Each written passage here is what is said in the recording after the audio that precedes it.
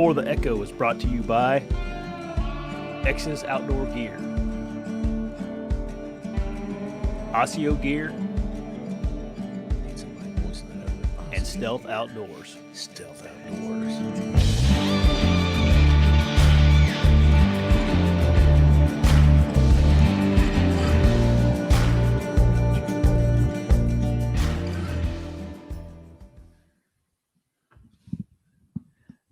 Hey, everybody. Welcome back to the show. We are down in Tennessee at Patrick's house, and this was kind of an unannounced show, so I don't know how many people are going to be on tonight, but did some hunting today in Tennessee. Yep, your first time. Well, your second time. Your first rut hunt in Tennessee. Is the velvet hunt really even I mean, that's no, we just hung out and sweated a lot. It was basically worked out and went and got in a sauna. That's basically what we did. It's such an abnormal season. 100 degree. Yeah, it was terrible. Well, I shouldn't say that because like South Carolina, which is just next door, kind of. You know, I guess they open August 15th, and that's hot down there too. You know. Yeah. Too much. It's hot. It was not real. Did you say South Carolina? Yeah, August 15th. Their deer come out of velvet early too. Yeah, like a lot of their deer. I noticed on pictures of some places, Low Country. Something, man. He posts pictures and I thought he was full of it. I was like, man, no way those deer are out of velvet that soon. Yeah. Do they come out of velvet? Like August, like mid-August. No, I meant here. Oh, no. September 10th, they'll all be out of velvet usually. Like 99% of them probably by like the 20th. You know what it seems like that velvet hunt to me for Tennessee is like, it's almost like a, try to say this nicely, but like, it's almost like a tourist thing. That's like what it's for. Yeah. It's to bring in money from out-of-staters. Yeah. For like a 3-day. I mean, that's why I came down, because you never, you know. Yeah. I've never hunted it. I was gonna say a lot of the residents don't even it's mess too with hot, it. man. Yeah. Cutting grass all summer. I don't want to go so you're still cutting grass that time of year. Yeah. That's what I am too. I still cutting all these yards and stuff, landscaping stuff. Yeah. I've just never done it. I hunted at one time. We had a fluke where it got down in the like 60s. And the highs were like in the 70s, and I hunted at that one or 2 days. Yeah, I wasn't on them, but you know, the deer or anything. I just kind of went out. It was fun though. I mean, it was whatever. We were deer hunting, so it was fun. Yeah, but sweating and just having fun. That's really it. Yeah, making memories. I was not sweating this morning. My toes were cold. No. Toes are still cold. Yeah. And what did we talk about last night? I was like, is that what you're wearing? You're like, I'm from Indiana, man. You southern. Yeah. And you're like, oh, I didn't get like my upper body or above my toes did not get cold, but I have to get some better insulated. All I have for rubber boots is those gum lease, and they have no insulation at all in them. Yeah. I just wear the mucks. Yeah. Or whatever. Yeah. I'm going to get me a pair of mucks that have some good insulation in them, I think. Yeah. I thought about, just the nature of where we were hunting, that's a good idea to have rubber boots on. Yeah. Yeah. You should have had your heated vest.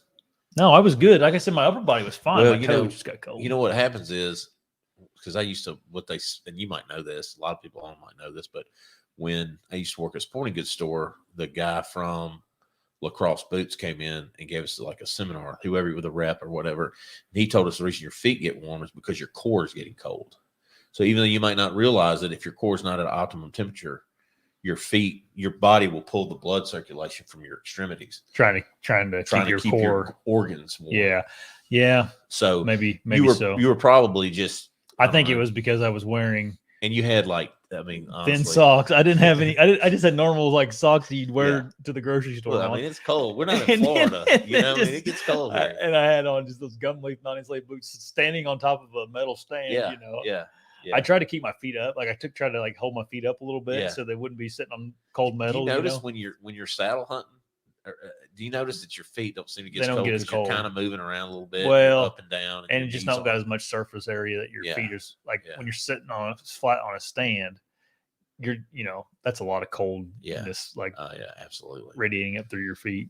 Yeah. But a lot of guys wear like those pullover booties or like big socks to put over. I've seen that.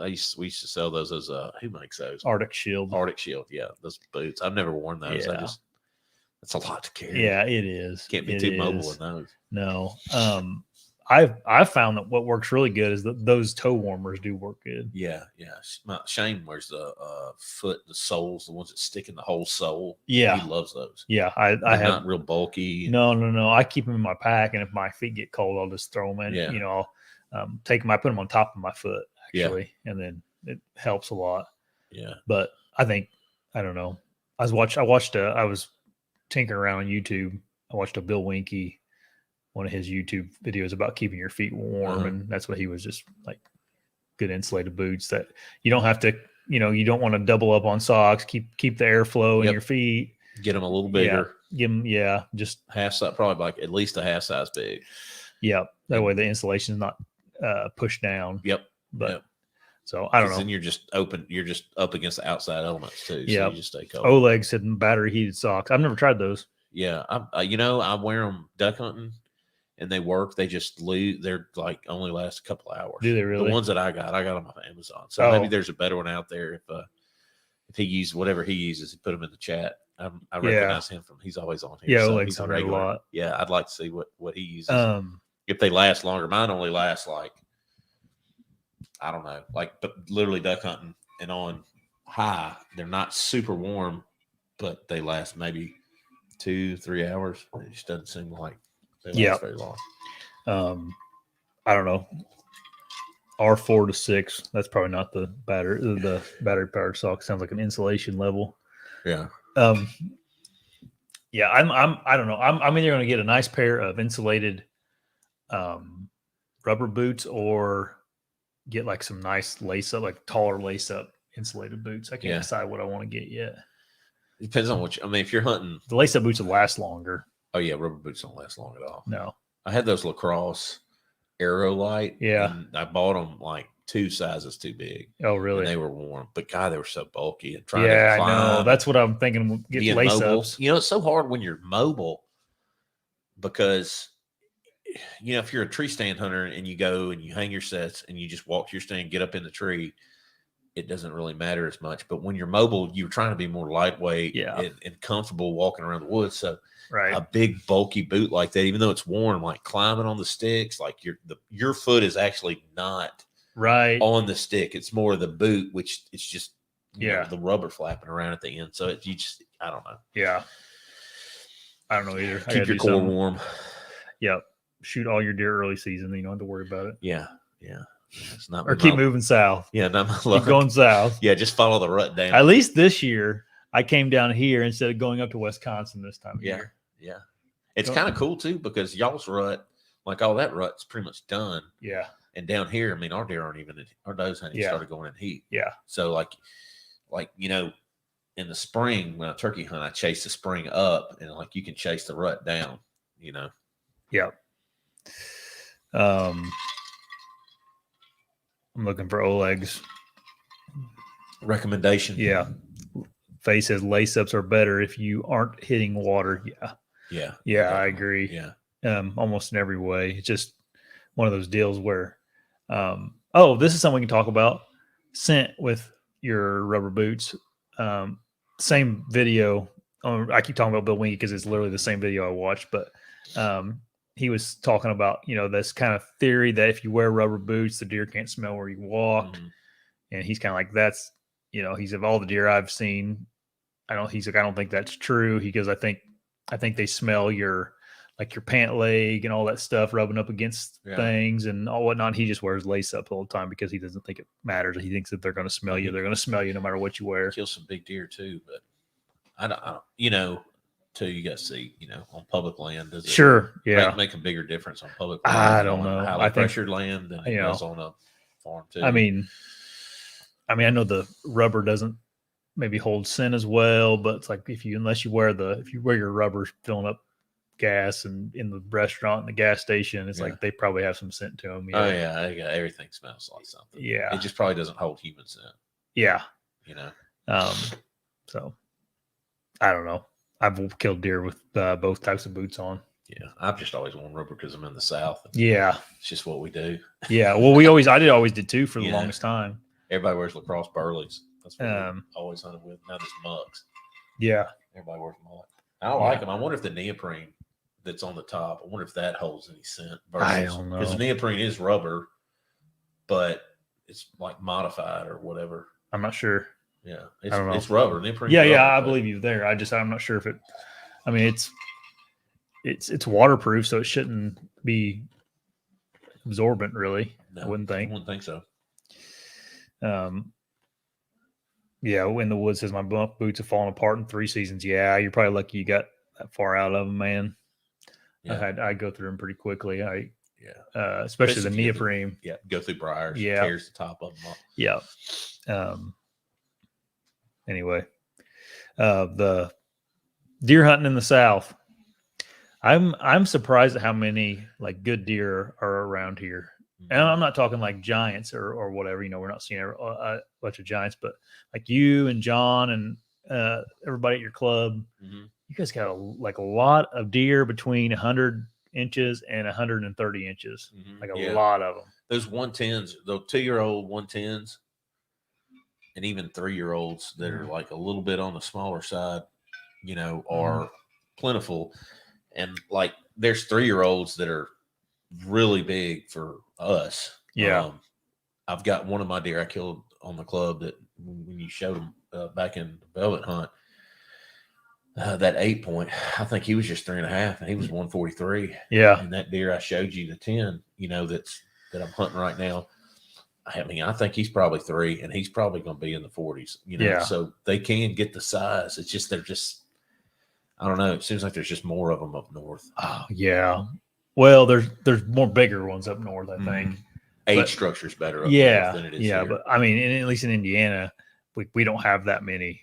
I mean, we don't have a lot of deer anyway, but like we don't have that many 2-year-olds, 2 and 3-year-olds. What like do you guys think have. like the ratio, the buck doe ratio is in like states like Illinois or Wisconsin where you hunted?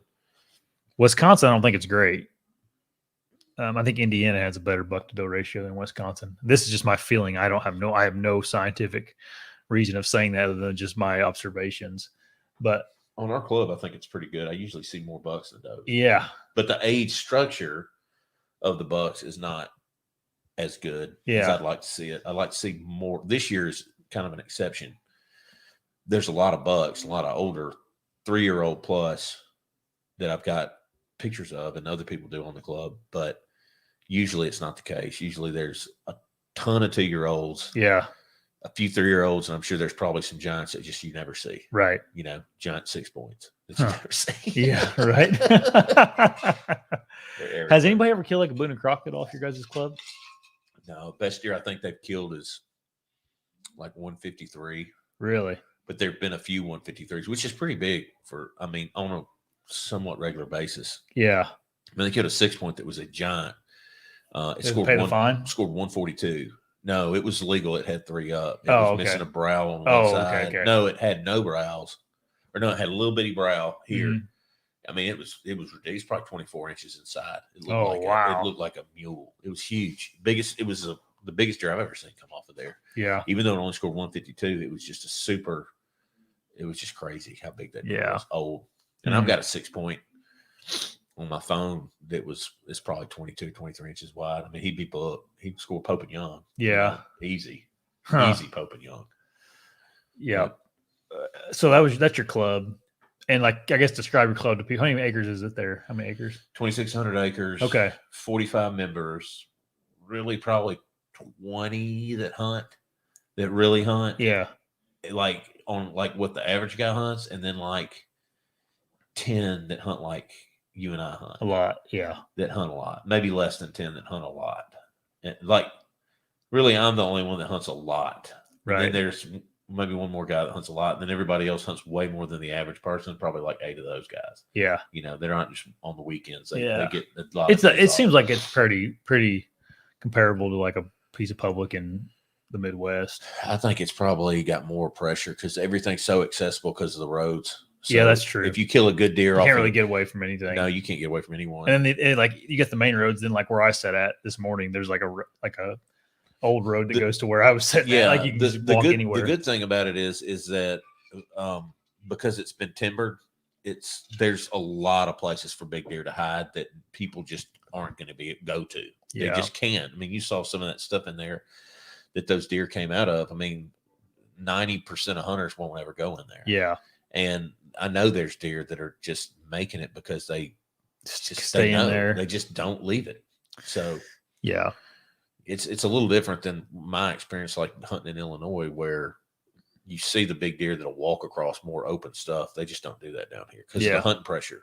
3 months of gun season. I mean, that's a long rifle season, straight solid 3 months. That's crazy. It's nuts. What's the end of October is when it opens? Well, now because of CWD, but it's always so in the CWD zone. It's the end of October through.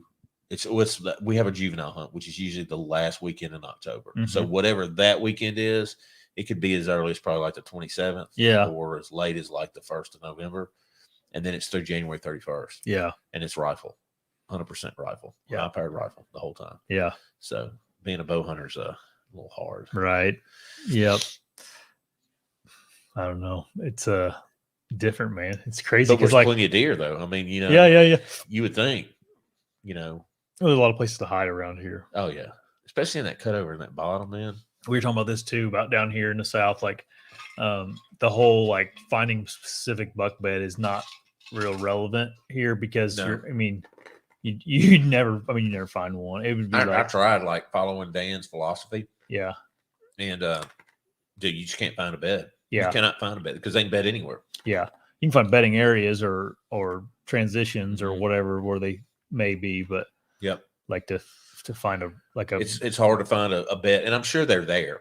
I don't doubt that they're there, like a specific area that bucks like to bed in because it's bulletproof, but it's just hard to find. I've looked for them. I can definitely see that. I've walked around, looked for them, and it's just like, where do you look? Everything looks the same. Yeah.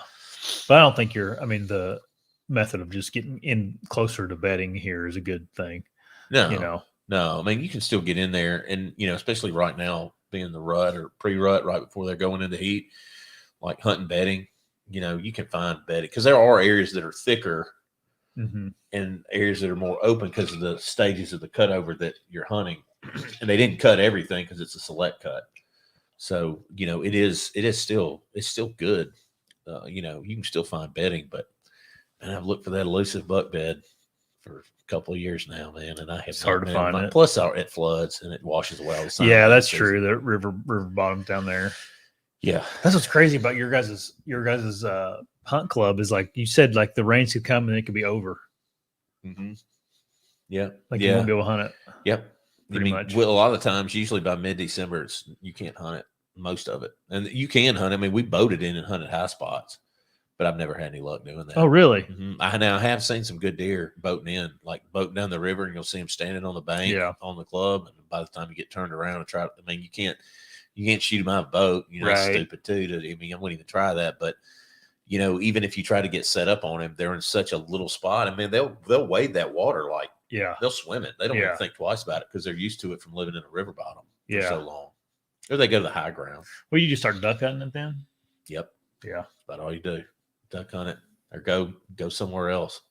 Yeah. Go out of state, maybe. Yeah. Buck Slayer. That's what's the rut activity there in Tennessee. Seen 3 bucks this morning in Oklahoma, all locked down with those. Yeah, we're not there yet. I think a lot of the mature bucks are probably locked down with those, but like as they trickle in and stuff, but I don't think we're not there yet. You kind of described your rut differently than what we have in Indiana. Like you said, it's like a slow, very steady. Slow. Yeah. It's so like our bucks won't daylight until now. Yeah. They started like the mature ones, like the young ones, the 3-year-olds, like 1st October, man, they're getting smacked. I mean, they're getting killed. You're seeing them and everybody gets all hyped up. Oh, it's on. They're chasing. It's not on. I don't say it's on until you see the big ones. Yeah. When they start getting out, then it's right. It's and usually that little lockdown phase that you're talking about, that's usually the 1st of December in my experience, like the 1st day of December through usually the 6th. Yeah. And it seems like after the 6th, man, it gets really good for like 5 or 6 days. And then it just, after that, it's like done. They get the skinny neck and they're worn down and it's like, they're over it. They're looking for food again. They just disappear until the end until the 1st of January, and then they start coming back to food. Yeah, you guys are like 3 weeks behind Indiana, 2 or 3 all the time. It seems like. Yeah, it's so weird. Yeah. Because it's photo period, but I guess it's the tilt of the earth and the sun, how everything like if you go down to Mississippi, like they got their rut is like literally county to county sometimes. Really? Yeah, if you ever look at their rut, It's like a map, domino. Yeah, and it's wavy. Like, let's just take like Greenville, which is like a third of the way down the state, right on the Mississippi River. Their rut might be in 2 weeks into December, Okay. and then but you go further south, but more east, their rut's at the same time. But you go let's say you go down Vicksburg, which would be like 2/3 of the way down, Yeah. and you go even with that over to the west. Well, those deer are in rut, and these deer aren't in rut. It's strange. That's super weird. It's really weird how their rut kind of does that. Yeah. It's different down here. And then like John, I mean, it seems like just not that far from here. It's a different world in Oklahoma where he was talking about. Yeah. Yeah. Oklahoma's different. Kansas. I mean, Kansas is not, well, Kansas is more north. Yeah. Oklahoma, like, I guess. I mean, we're an hour and a half from Oklahoma right now, right? No, we're further than that. Oh. About 3 hours from Okay. Oklahoma, probably. Other side of Little Rock, depending on where you're at in Oklahoma. I'm sorry. I'm talking about Arkansas. Arkansas. Oh, yeah. Hour from Arkansas. Yeah. But Arkansas is a whole different world than here. Yeah. Yeah. But their deer still going to rut, like their main rut, like when the big ones really start chasing. Yeah. But the deer density has a lot to do with it too. But it's usually around the same now. Yeah. But where he's hunting, the deer density's really low. So I think a lot of those does that go into heat, it locks those bucks down a lot quicker. You think there's too many deer here? I think that's why I don't know, man. they Because can't get real big. You can kill 3 a day, 3 does a day. Yeah. And you can kill, in the CWD zone, pretty much unlimited bucks, but 3 is the legal limit. You get to earn a buck every time you kill one, and Right. have it submitted for CWD testing, which nobody's really following those. Nobody's doing that. Yeah. It's not Nobody's happening. testing them. Well, they're testing them, but they're not following what our agency's recommending because it makes no sense. Like shoot a bunch of them. Kill them to save them. Yeah. Everybody thinks it's just garbage. We could do a whole podcast on that probably. Yeah, I could talk about I thought that. about having you and Scott on and talk about Cronin. I would be happy to with my experience that I've had. But I mean, I'm not an expert at it. I just know what I've seen, and what I used to think, and what I think now, like 5 years into it or 6 years into it, and how much like farms that were 100% positives still have giants, still have great huntable herds, and they're still there. Yeah. So and farms that, like, John's, you mentioned that haven't been hunted really in several years. Yeah. And so it's like a case study. Like, okay, if you leave a farm alone, what will CWD to it without doing what our agency recommends, or, just harvesting deer on your own? And it really is the same, probably better than it was 5 years ago. Yeah. Honestly. So I think it's all, baloney. Baloney. Like I said, we could have a whole. We may do something like that. Yeah, I trimmed my beard up, Travis. I look much better now, according to a lot of people. Little kid, kid, junior Josh. I'm to that age now where I like to look younger now. Whenever you're young, you always want people to think you're older than you are. Brandy always wants me to shave, and I do it, and I'm like, God, I hate my face. I won't go. What is this? I won't go clean shave. What is this right here? Everybody that's older out there knows what I'm talking about. Yeah. Josh is a baby. Yeah, because my hair is not doing me any favors, making me look younger. So something has to. But, whatever, right? So we've been in here for 24 minutes now. Let's talk about the day. Let's do it. So I went to a spot. I've never been. I've scouted here with you. I put out some cameras with you this August when I was down here. I think that was kind of just looked at it and I showed you around. Yeah. It was a lot different, wasn't it? In the summer, you're like, what is? Yeah, it's thick in there in the summertime. But you sent me to a spot I did not go to, though. I'd never been to this spot, and it was actually a ladder stand you put up years ago, right? When I first got on the place. Yeah, and it was, if you can imagine, like parking on the side of a road, and then looking down almost like a lane that was overgrown down the road in between two thickets, essentially. Yep. And at the very end of the lane, which is hundreds of yards long, there's ladder stand. Yep. And there's maybe a little bit of hardwoods outside the thickets on each side of the little lane. That's where I sat at. Yep. Um, that used to be all woods on both sides, timber when I hung that. It was really all all that thick stuff wasn't there. Yep, nope. They just cut that maybe 6 years ago. Oh, okay. And it was good then. Like I saw really good bucks then. So it's always been a good little pinch. I could almost see it could be for a rifle beef would be better if it wasn't quite as thick because it's thick right there. Yeah, it's thick. And now that spot that I showed you where they cross on the road, like bow hunting, that's like money because that's where they cross. Yeah. Coming through there. Yeah. I could see that for sure. Mm-hmm. I would have the deer I seen. That's if I was in your stand right there. I'd have been right in boat range. 15-yard shot. Yeah. If that. First thing in the morning, saw 2 does. Yeah. Coming out of from the hardwoods into the thicket there. And thought I gar holed you. He probably thought I gar holed him. I didn't think that. But I texted you, so just had 2 does come in. You asked me where they came from. I told you, you said, they're going to cross 100 yards down that path. Mm-hmm. And so I just kind of watched there and never saw them. And then it didn't see anything. This was like at 6:30 in the morning. Mm-hmm. I mean, just gotten light. And they moved really early this morning. Really early, and then at 10. And then at 10 o'clock, I see the 2 does again on the path. And I'm kind of I get my binos up. I'm looking at them. I'm like, oh, those are them 2 does that they probably went in that thicket and bedded down in the morning. Mm-hmm. Now they're just out, whatever, feeding or something. And then all of a sudden I hear a crash and then and out pops this buck into the clear cut, but he pops out between me and the does, and then his butt is towards me, and he's like got his head in the air like this, going after those does, and it's a really nice wide. He's a wide buck, and I'm like, oh, I'm gonna shoot him. He's nice, and I got my scope on him. I'm looking through him, looking at his butt the whole time. I'm like, this freaking thing he's gonna chase them does into the thicket, and that's exactly what he did. It's so much fun watching him do that. Yeah. He never did even. I mean, I could have shot him looking away from him, but I wasn't going to do that. And he, they jumped in the thicket. He went in after him. I didn't get shot. So they're in the thicket, kind of messing around. And that doe one of the does runs out into the hardwoods to my right, and I'm like, oh yes, he's going to come right out here. And he gets to the edge of the thicket, and he just stands there, and I can't hardly see him. I can just I can see it's him, and he'll turn every now and again. I can see that the wider rack, but I can't. I mean, I couldn't hardly see him through my scope. It was so thick in there. And then I was hunting pretty close to the property line, and there's a tree. I'm like, okay, if he gets past this tree, I'm good to shoot him. I got to shoot him there because I can't let him get too much farther away from that tree because then he'll be on the neighbors. And he finally, after felt like a little while, he came out and got out past that tree, and I smoked him right there. You smoked him, that's for sure. Yeah. Yeah. You can go for 50 yards maybe.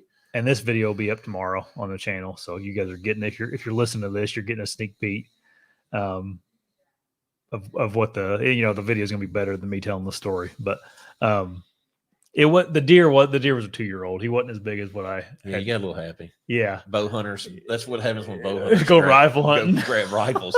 Oh, there he is. Boom. Oh man. That's why funny. I don't gun hunt anymore, because I'm a mistake maker when it comes to that. Oh, dude, it's so easy. I mean, I saw him for a total, I could see him good for a total of seconds. Yeah. I mean, just a few seconds. Sun hits the rack just right. They're chasing. And you're like, oh, that's how wide do you think he was? Probably 17, 18. Yeah. So he was like a nice wide deer. Yeah. Yeah. And all I could see when he was walking away from me with his nose near, so I couldn't see how long his tines were at all. I'm like, I don't know. I'll be honest with you, I wouldn't be too picky anyway. I may have shot him anyway if I known, I probably would have. But anyways, he wasn't quite as big as I thought. We're working on Josh with that. He's not very picky, but we're working on it. He also, his body was kind of small too, which made him look bigger. Yeah, they are smaller, quite a bit smaller. I'd say they're probably a third. Or 2/3 of the size of a Indiana deer. Yeah, it's so different. It's wild how it's like that. But our deer are smaller. I mean, we get some big ones, but it's just like they're the average. Yeah, I'd say the average in that river bottom for a 3-year-old is going to be like live weight 200 pounds. Yeah, and then you know, if they go much over that, they're 4-year-old. They Exceptional, might yeah. get to 210, 225, you know. Yeah. And then, What do they lose whenever you take guts out of them?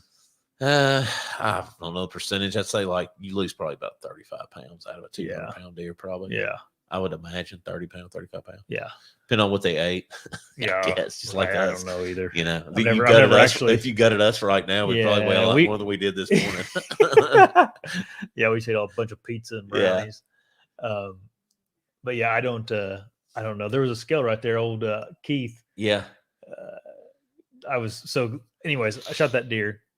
Patrick didn't see me anything this morning. No, I'm zeroed all day long. Patrick's sitting on the side of the road. Yeah, yeah. I was hunting across and trying to do something a little different. I'm driving back. I didn't know where Patrick went. I didn't know he was. I had no idea where he was hunting at.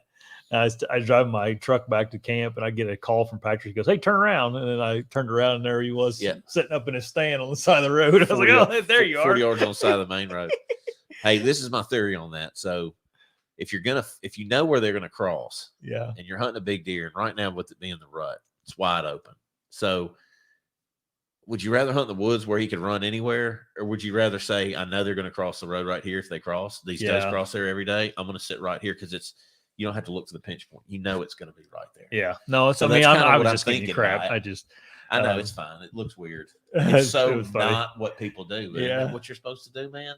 Think outside the box. Yeah. You know. So that was that hunt, and then Patrick, I ended up. We gutted the deer, got him hung up. We went down, got lunch, and then Patrick went back out, and then I just kind of messed with the deer. Didn't see anything. No. They just did not move this evening. No, that's what I was after talking to some people, and I'm kind of like I'm thankful that deer walked by me because it doesn't sound like it's happening, or at least Well, you know how it is. I mean, before the ruts, like it could tomorrow. It's like you have some weird days, like feast or famine, and then when the rut hits, it's just more famine than feast. It seems like you could have you could have one guy sitting on this ridge and hadn't seen deer. Because they're all on 2 days, and the next guy over thinks it's the best rut ever because they're all $4 chasing one doe on the other side. Yeah, exactly. Like, what happened? So, Midwest. I mean, when I hunted, we went to Illinois and hunted, and it was terrible. Just the heat and the deer just were so weird. You were in Illinois. I was in Kansas. Mm-hmm. Yeah, and I was having the complete opposite. That's crazy because you and I were talking, and I was like, "You see anything?" You're like, "Yeah, man, they're everywhere." Of course, you can see a lot more, I assume, in Kansas too. Yeah, visually than you could where I was at because it was really thick and stuff. But I mean, first day was great, but then after that, it was just weird. Everybody in Illinois was complaining about their rut and how it just wasn't, open a day a gun because I drew the gun tag, and they said it was slow, and Yeah. So. I mean, it's kind of been strange. Yeah. Been a little strange here, too, because of the warm weather and the drought. I don't know if the drought has anything to do with, like, their behavior. Yeah. Because there's still water, but, food sources, do they dry up quicker? Sure. The green stuff does not have as much moisture in it, so it doesn't taste as good. Like, I don't know. I mean, do they not move as much? It's weird. I'd like to know. Yeah. But I told you that story because while Patrick was hunting, I was butchering my deer, getting him caped out. I skull mounted him, or I skinned him out all the way to do a European mount. And the guy named Keith, right? Yeah, Keith. He came up to me and he was pretty disappointed we didn't weigh that deer. Oh, was it? Yeah. He goes, "There's a scale right here," and there was one hanging right there. Yeah. And he's like, "What do you weigh?" I'm like, I'm not sure. It wasn't real big. I probably weighed 175. Yeah. 165, 175. Yeah. And he was like, he goes, "God dang, there's a scale right there. Patrick knows that." I'm sorry. I'm not I don't really, a lot of people are really into the weight of them. I don't really. We always weigh them up there, but I mean, I can tell you, like, they're always the same. Like, right. I'm like, 175 or less. A 3-year-old's going to be right at 195 to 200. The only time I ever weigh him is like if something's like I shot one that field dressed like 246 one time. Holy. Yeah, and I weighed him because I was like, gosh, this thing's a hog, and then I ended up I won a big buck contest with that deer. So that's the only reason I weighed him, because I was like, oh dang, I need to enter this one. This is one guy down in that I hunted with in Illinois, he goes up there. He's the one that showed us a place. Yeah. Man, he killed a deer in Edgar County that weighed 300 pounds dressed. Yeah, dude, they're Can out you there. Imagine a 300-pound. I don't even want to mess with that deer. Yeah, I just want to take my picture with it and have somebody. yeah, tractor, right. dude. Move it. It's like a calf elk. Put it in the tractor. Let's go. Yeah. That's funny. Got to use our I didn't use mine. Gotta You've been use using your e-bikes though. Yeah, I like that. It's a game changer. We got our e-bikes about the same time. Yeah, it's pretty awesome. Got to get a new battery, but yeah, your battery's something wrong with your battery. But no, that's I definitely recommend getting one of those if you can find one. And they'll pull out a deer. You know. Yeah. You don't need a 4-wheeler. No. Pull out a deer just just easy. You put it in that little cart and it'll go. Mm-hmm. Heck, the guy that's just telling you about, Sonny, his son used to take him up at that place we hunt in Illinois. He used to put him in the little cart behind it and pull him back to the spot. Yeah. I mean, Sonny ain't a little guy. He's just like my size. Oh, really? So, yeah. So, I mean, he used to put Sonny in the cart and they just go riding back on the trail to wherever Sonny was going to hunt. That's funny. It's funny. He was like, yeah. Vincent used to carry me back. So I was like, what? So they'll pull them. Yeah. The guy I bought mine off of, he had a video of him pulling his with the sled. He would put his sled behind. Oh yeah, and pull it with the sled. Yeah, that's not a bad idea. Yeah, because those sleds will slide over anything. Oh yeah. They're probably as good as a cart, if not maybe better in some situations. Yeah, I mean, it maybe have a little more drag to it, but in certain situations it wouldn't though, because I bet that I'm sure that cart will get, like if you got over a log or something, probably rough on it. Yeah. Whereas a sled will just go right over. It would have been nice if they had to have a sled. Yeah. They wouldn't much of a drag. Dude, it wouldn't technically be legal in Indiana, I don't think. But I want to get a deer cart that has a battery on it that operates the wheels for the deer cart for the hills in Indiana. Yeah, that'd probably be pretty good. Yeah, it has like a thumb throttle. Hey, you're giving away your I'm not smart enough. You're giving away your patent, man. Yeah. But dude, having a and my buddies from Wisconsin think it's dumb. No, that'd actually probably be really good. They make, what is it they make? They make battery powered wheelbarrows. Dude, that would work. So like, why don't we just use one of those? You could. Because like sometimes you get in Indiana in the hills, you can get it back a couple miles. It's like a daunting task to get him out. Yeah. And but if you had a battery powered wheelbarrow back there, you could just hold that thing and you need to get. I'm just sitting here thinking like you getting a sled, putting Huck in it, like in the wintertime. Yeah. If you get snow, just riding around on your e-bike, you keep it upright, like slide him around. You can use your 4-wheeler for that. Yeah, I think I'll just grab the 4-wheeler. Yeah, that's probably smart. I'll hurt myself on that bike. Yeah. It's been a long day, guys. Yeah. It's been a long day, but fun. Keith was a funny guy. He talked to me for a long time. Yeah. He that club. He's whatever. He's been in it for like 30 years. Almost. Oh, really? That 28. I think he got in it when his son was born, or a year after his son was born. I think Chase is 28. 29. So he's been there a long time. Gosh, it's such a cool place for an outdoorsman because, like he was saying, he's a deer hunter, but not really. He was like, he used to deer hunt a lot more than he fished, and he's just gotten into the fishing. So he deer hunts for meat and makes a bunch of jerky. Yeah. And he's over a bunch of people. He's not like a higher up, like AT&T, foreman or something, whatever it be. He's like he said he's the construction manager for AT&T. Yeah, he's pretty well, and he's been there like for a long time. So like he does a lot for his guys that work under him. So he kills a lot of deer, gives them jerky and stuff. Yeah, stuff cooks for him. But like he said, for him, he goes, yeah, I love it out here. He goes, I get up, get my deer stand, and then about 9 o'clock when it gets warm enough to go fishing, I just get down and go fishing. He doesn't care about any antlers or anything. No. So I mean, if he saw a big one, he'd get excited about it. But and he'll sometimes, like if he knows there's a big one in the area, he'll go hunt it. Yeah, but he don't really care. I mean, he just wants a dose for the jerky. He just wants to go crappie fishing. He wants to go crappie fishing, go to the jerky man. That's all he cares about. But my point is, like, it's so cool that there's a place right there where he can just do everything. I mean, we got 4 lakes. You got river access, so you can duck hunt. You got duck hunting when it floods. There's a ton of turkeys down there, but of course, we're usually flooded during turkeys. There's a lot of turkeys. Really, a very good deer herd. I mean, you've seen the videos of the deer and the pictures I have of deer. I mean, it's deer that like.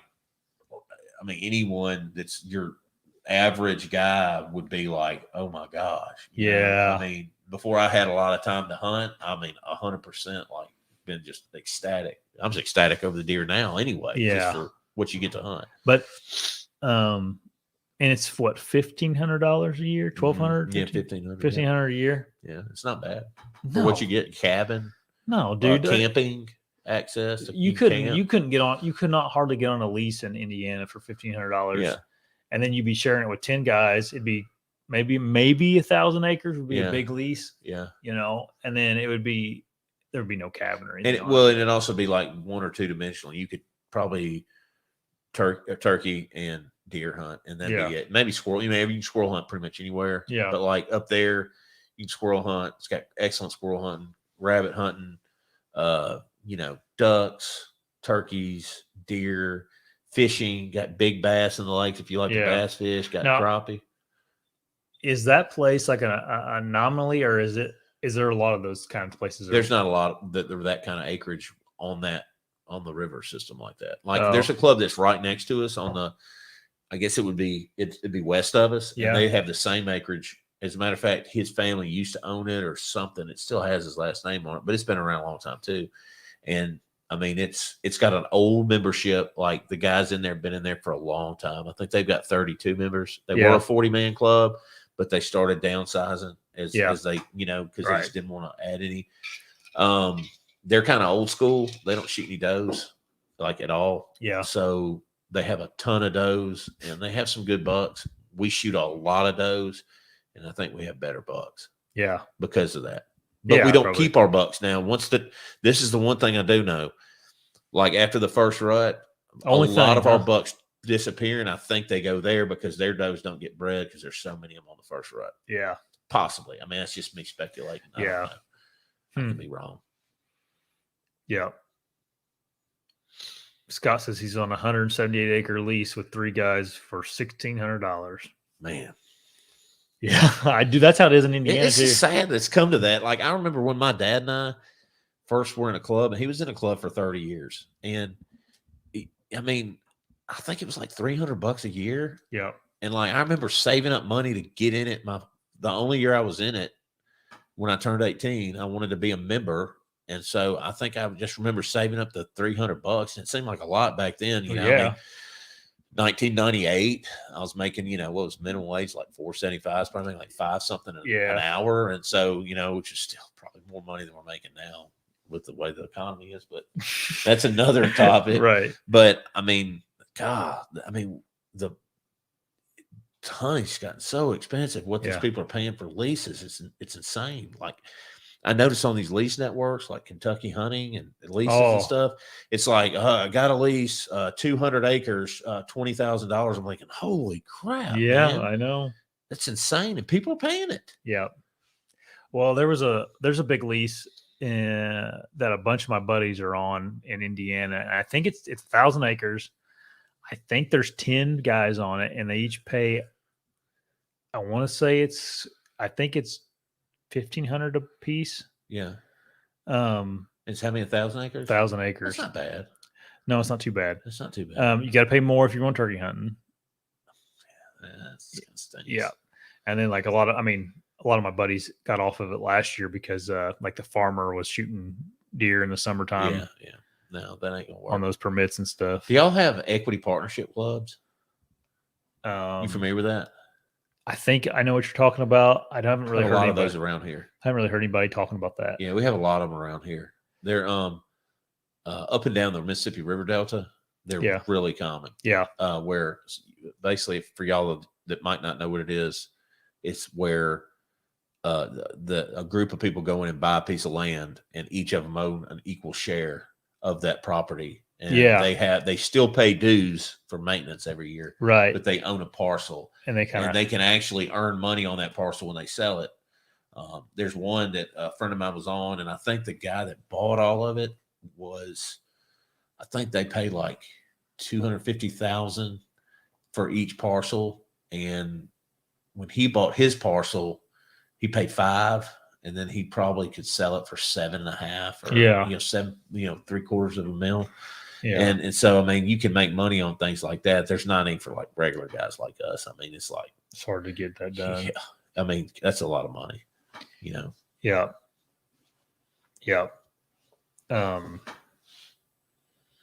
Yeah, Scott, I guess that's not I mean, if he pays 400 with another guy, and then another guy pays 800. The main guy pays 800. Yeah, I don't know. I've heard so much higher too. Like, me and my cousin did one. This has been a long time ago, and I can't even remember the price of it, but it was on a pretty small parcel. But it was kind of similar to that. I think we each paid $300 a piece, maybe, and there was 3 of us, me and my 2 cousins. Yeah, but it's what are you getting for that too? Are you just getting hunting land? That's it. Are you getting a place where you could kill some big deer? You know what I mean? Yeah. It's like, and what do you want? Yeah, this was. I mean, there's a possibility of killing a big deer, but like, if I'm being honest with you, there was like a couple places to sit on this farm. Yeah. I mean, I think it was like 200 acres. What's crazy to me is like they're like, oh, what was it, like $5,000 for this 50-acre field, no trees. Yeah, right, What? right. Like, what are you hunting? Like, yeah, I don't understand. And people are like, oh, PM, DM me. I'm like, man, yeah, that's what's wrong with hunting today. People pay for anything just to have land. Yeah. It's sad that it's become that way. Yeah. Especially for deer hunters. I never thought I'd see deer hunters struggle with stuff like this. Really? Duck hunters. Yeah. Duck hunting is an expensive sport. And it's limited because there's only so many states that have good duck hunting. Yeah. And there's only so many places in those states that have water and habitat for ducks. But deer can live anywhere. Yeah. So I just never thought it would come to this. But I mean, it almost seems like eventually one day, if it keeps going, we'll be priced out of hunting. Yeah. There's always public land. Yeah. As long as they let us hunt it. Does Cheney ever have they ever raised their rent kind of thing? Yeah. He raised it this year. Actually, he went up like $100. Oh, really? This year. Yeah. It's gone up twice since I've been in. I think it was $1,300 the first year for several years, and it went up to like 14 and like $1,450. Then I think this year went to like 15 or $1,550. I think it's $1,550 now. But it's still, I mean, to me, it's like it was like $2,500. The cabin on it's beautiful. Like I was talking to Maddie this morning. Like you could get on here and like just it'd be worth it to be on it if you just took like a long weekend and came down and like stayed in the cabin, went fishing, took the kids fishing, got in whatever. the boat. Yeah, it'd be like a cheap vacation almost. Yeah. So, especially if you like outdoorsy stuff like that. And then if a guy gets down here and deer hunts, great. I'm very appreciative of it because I think it's a special place, and I think it's just special. You can find it. You can find hunt land anywhere, but it's got all those amenities and stuff. Yeah, and it's nice. Like when you clean your deer. Yeah, you're like, oh, I don't want to get my hands messy. And you're like, oh, what am I talking about? I can go wash them. I'm like, we have well water that's coming out here, so you can wash your deer off. We have 2 racks. You can hang them and skin them, and then you can just go inside and wash your hands. After you're done. I mean, sit on the recliner and wait for sit on the recliner and wait for me to come in with nothing. I watched. I got my deer in the cooler. Got rid of everything. Cleaned everything up real nice. Left it better than it was whenever I started. And I sat on the recliner up there and I watched Seek One, that new episode they had come out. Freaking giant. He killed in Cincinnati. Deer. Yeah. I'd like to see one of those walk up. Yeah. That's insane. You used to hunt a little urban. Yeah. In Memphis. Yep. Killed a lot of good deer on it. Yep. It's not like hunting out there though. No. I got to the point with hunting that like it just didn't give you that adrenaline rush. You were a Memphis police officer and then kind of got permission to hunt 160 acres right inside the middle of the city. Yeah. Which 160 acres is a little different than it might be different than some of what they do because it seems like they got smaller parcels, like a couple acres, like a couple acres behind a house in a neighborhood. I was hunting 160, but it's pretty much the same principle. Scent doesn't bother them. Like they're not scared, super scared of people because they see them all the time. It just got to the point where I was like, this is not making my heart jump. Yeah, I got to go back to hunting, even if I'm hunting smaller deer. Yeah, I got to go back to hunting stuff. Because you killed challenging. You killed some deer that were. Did you kill a 180? No, 170. Was it? What was the biggest one you killed? 160. 160. Yeah, 160. Okay, I don't know why I got a 150, a 160, two 130s, a 137. Yeah. I've got several Pope and Youngs. No 215s like Lee killed though. No, they're here.